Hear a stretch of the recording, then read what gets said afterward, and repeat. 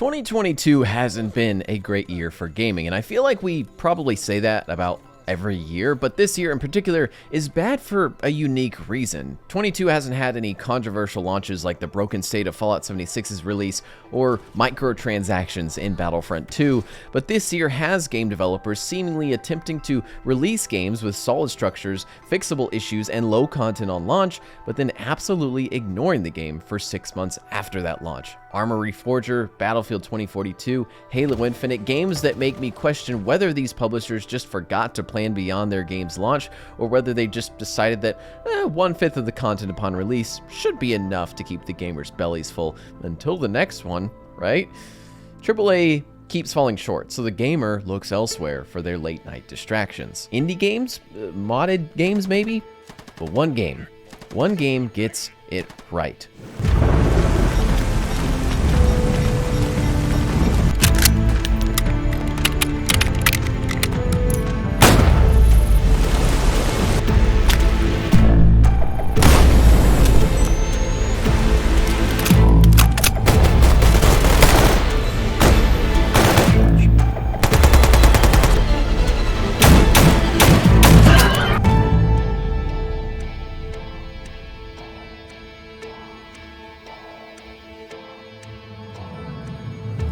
Well, 3 games, built over 15 years ago, adjusted, improved, combined into one single downloadable file that you can grab for free and play on any PC with a graphics card.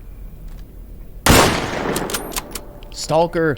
Anomaly. A modded conjunction and overhaul of S.T.A.L.K.E.R. Shadow of Chernobyl, Clear Sky, and Call of Pripyat that aims to create a deep, challenging sandbox survival experience that can be adjusted to your exact preference of things like bullet damage, trader costs, enemy spawn chances, or you can select a difficulty setting like I did and go for the ride. Anomaly is immense. Over 100 hours of gameplay are sitting here easily with high replayability due to the dynamic events, missions, and enemy encounters that occur all over the zone. Different factions you can choose from that play in entirely separate ways with different starting equipment and locations, and a library of mods, or even better yet, handcraft mod packages to download and tweak the experience to your liking. Recently, I downloaded a pack of mods for Anomaly from a teensy little mod pack called S.T.A.L.K.E.R. Gamma. Gamma is created by a guy named Grok and his community of cheeky breekies and is actively maintained, adjusted, added to, depending on what Grok or Grok's community votes for. This is Anomaly on steroids. My PC sat updating for 2 hours, and once it was done, I witnessed the program I let run rampant on my computer install over 320 individual mods to my S.T.A.L.K.E.R. game. With a convenient program where I can disable or change any mod to suit my needs, equipped with subsections, tags, and a search bar to help me find mods to change them out. I ran the game once and immediately had a performance issue. Welp, here we go again. Mods lagging my game, what's new? Every now and then, I would just stutter. Nothing would cause it. I could be underground, above ground, in Cordon, maybe the Great Swamps, and every few seconds my game would gameplay. Wonder if there's something that could fix these stutters. There's no way this works. That is so different from any modding experience I have ever had in any game. Boom. I was in S.T.A.L.K.E.R. Gamma. 320 mods on top of S.T.A.L.K.E.R. Anomaly's gigantic overhaul already, running smoothly. I was ready to start my nightly adventures deep into a new version of the dark and depressing land of post-apocalypse Ukraine.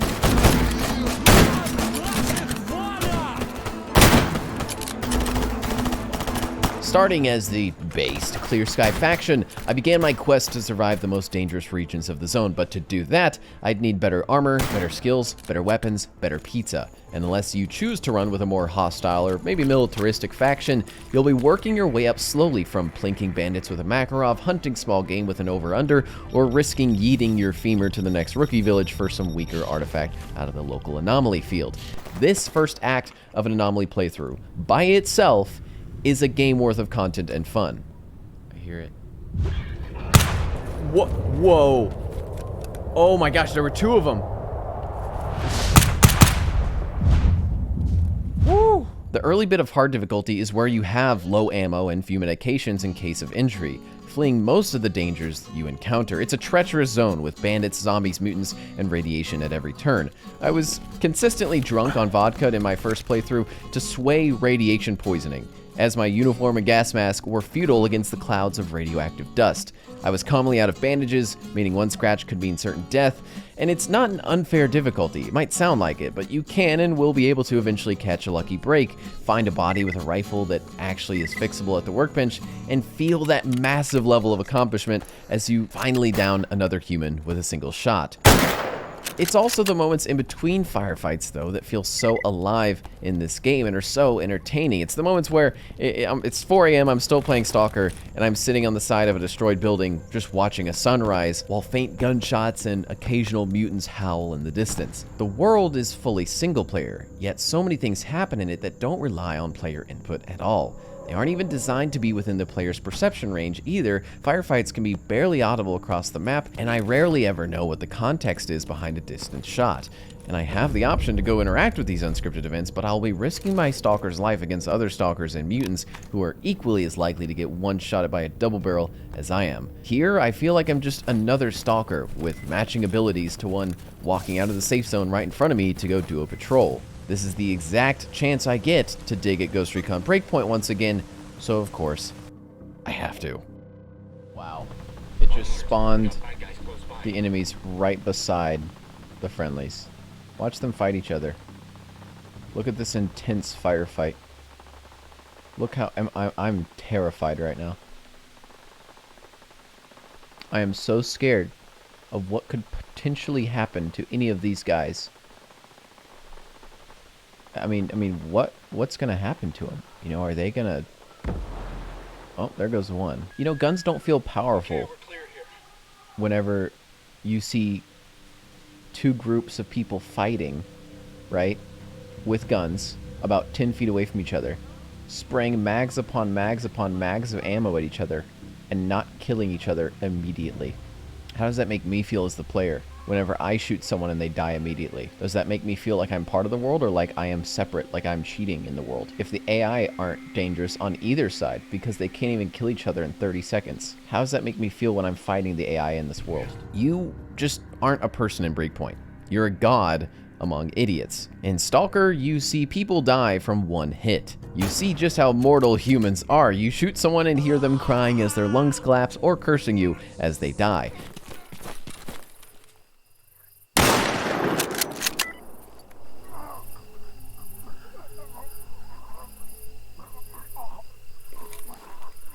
You see fellow stalkers discover a body and report the dead stalker on the public chat system, and then you see other stalkers reply with their condolences. By seeing how quickly and how often others may die, it makes every movement, every fight, every evasion so much more meaningful. For once, I feel mortal in a single-player game, not just because I can die, but because I can die just as easily and as quickly as anyone else here. So in which game do I feel more alive? The survival features in Breakpoint, where you can do stuff like drink water, clean your weapons, or scratch down some notes for improved stats, were heavily advertised as a selling point for the game, but are never required. They're optional. They don't even punish you if you ignore them. Not drinking water? No negative effect. Of course, it's not a hardcore survival game, but I'll wrap up why I'm saying this in a second. In S.T.A.L.K.E.R Anomaly, you drink water because it's required. You eat because it's required. You get tired and have to sleep because if you don't, you will get so tired that you won't be able to walk. You must balance your petty earnings from fetch quests and mutant hunts to decide whether you want more vodka to protect you from radiation or more food to eat to keep your stalker fast and energized. Survival is a requirement.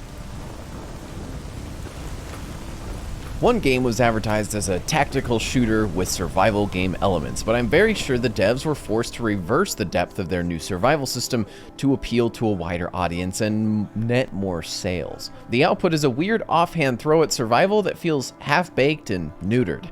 This mod is a survival game with hundreds of different developers coming together with motivation to create a truly immersive survival experience without the looming fear of not appealing to a wide audience. Also, there's a mod in here called Beef's NVGs, and they are the best NVGs of any video game I've probably ever seen. Oh. Look at that. That's pretty good. Look at the outside. And then the sparkle. The grain. Yep, so this is a PVS 7. I don't know, some Russian dual tubes. Look at the blur too. That's really good. Dude, was close. Isn't that awesome? And then the outside of the night vision is color. And then let me try the quad nods. Oh, there's quads. Oh my god. Damn, that looks good. I love the fact that there's actually color outside of the tube. Dude, wow. As you get a bit deeper in your playthrough, find yourself a modern weapon, obtain a better equipment to allow yourself into more dangerous zones, you'll find yourself getting into a rhythm with the game. Are you commonly searching for artifacts? Are you hunting mutants? Do you cook your own food or make do with what the traders sell? Are you heavily combat oriented or prefer to save money on meds and ammo by avoiding most of those fights? These are questions you will answer in your playthrough that will shape your Stalker over time, as different pieces of equipment, clothing, medications, weapons, and ammo types will decide on what style of gameplay you'll be effective at, and your carrying capacity will not allow you to carry one of everything until you're way far in an exosuit. And for reference, I'm 25 hours into a playthrough right now, and just fully repaired a PP-19 Bison to become my first functional full-auto weapon. Until then, I was running a Mosin and USP for most of the time, crying when anything got closer than 10 feet.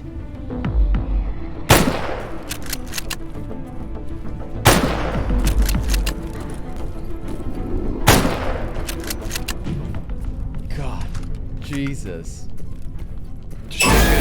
Fuck, he's back up.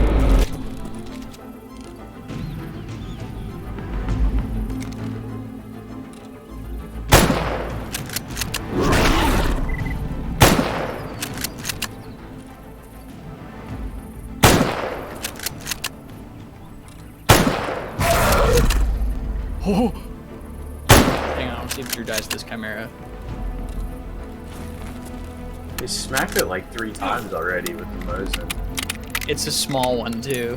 If you're up like halfway up a ladder, it'll jump up and kill you. So he's.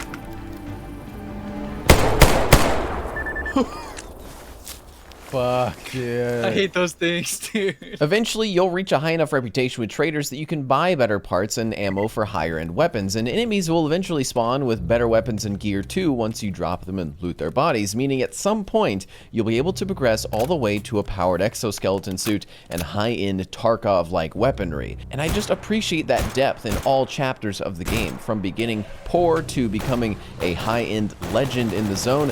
The game throws logistical curveballs at you and still surprises you to slow your progression down to a speed at which you can savor it. Switching off of a Mosin Nagant after days of playing with it was tough. It's been with me for weeks of a playthrough, but I was finally moving on to something bigger. Other sections of the experience have depth due to the already large lore base of the Stalker universe, meaning the zone can throw a bloodsucker, a squad of heavily geared monolith soldiers, bandits, or a pack of dogs at you from the same spawn point, all with different required reactions from the player to deal with safely. And similar to other games we play here on the channel, this game is a massive sandbox with many ways to play. Gather your buddies on Discord, new playthrough. The player is forced to do nothing but hunt artifacts, take a drink or shot of vodka when your Stalker has to drink vodka to negate radiation poisoning.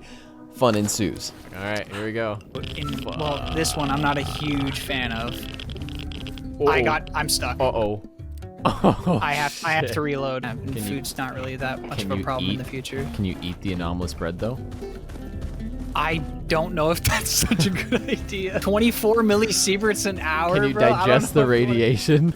Your poo would be glowing green, bro. Bro, you get killed by a bloodsucker or you die of green poo. I'm gonna pick the green poo every time. Oh, your resistance is to everything by... Watch out. Fucking, where's my Nimroth? We sipping? Alright, here we go. It's a new mutant that got added by this mod. And it's Why does basically it sound called like a piranha. It sounds like a motorboat. Yeah, basically what it is, it's a... Bro, I just want to hear the piranha sounds like raw in my ear. Just... Dude, just like... Gosh. blast. No, He did! What the fuck? He took He's your got 4 artifacts! Yo, he's got 7 artifacts on him! Josh, that's you idiot. Dude, this is literally me! No, he turns around. You. It's him. You're about putting to stuff shoot him. on him. You're putting stuff on him, Josh. Did you not notice? That's what I meant. It's you. Just him out. Light. There's like...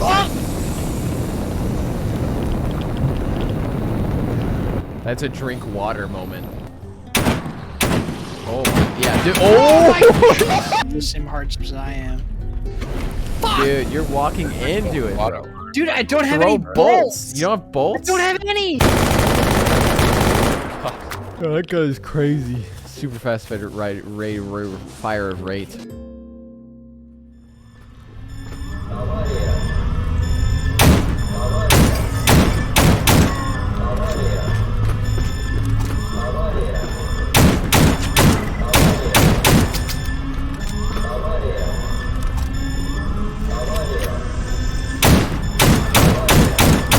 There's more modes than one as well. A fun one in the game is the Iron Man mode, where your save will delete itself after you run out of a pre-selected amount of lives, or another mode where, when you die, you enter the body of another AI stalker in the zone and play on as that stalker. It's a game that's filled with a sandbox of settings and tools to tweak and play with to your heart's content. Seriously, imagine, I really want you to imagine, a new single-player survival game dropping today from some company, or any company, for $60 with the same level of depth, customization, and replayability as this experience. IGN would be giving this 10 out of 10s across the board for its impressive and unique visuals and high amount of content, immersive environment, sound systems, etc., and it'd have the biggest streamers hooked on it for months. Instead, this is an old game that was originally one with big ideas, limited by the era it was born in. Left to be played by only few because of the prejudice of unaware gamers thinking of it as old or clunky, when in reality, the gameplay of S.T.A.L.K.E.R Gamma and S.T.A.L.K.E.R Anomaly competes with modern-day games so closely because it's been tuned and adjusted by a crowdsourced effort for years, much more powerful than any AAA game studio. This is what you get when you have people who are actually making a game based on what they think is cool versus a game that's made for profit. So if you hear a friend mention that the gaming landscape is dry right now, going to play a modded S.T.A.L.K.E.R experience isn't just a rewind back for nostalgia's sake. It's a refresh of a formula that's worked for years and being one of the top survival experiences in gaming, and if you even want to go deeper, S.T.A.L.K.E.R Gamma's pack adds a bunch more hardcore fun to it too. So pop a cold one, spend a lonely night in the game. It'll make you jump, it'll make you frustrated, but it is undeniably an extreme amount of value for the price of, well, nothing. Or maybe your spicy internet bill after downloading 350 mods.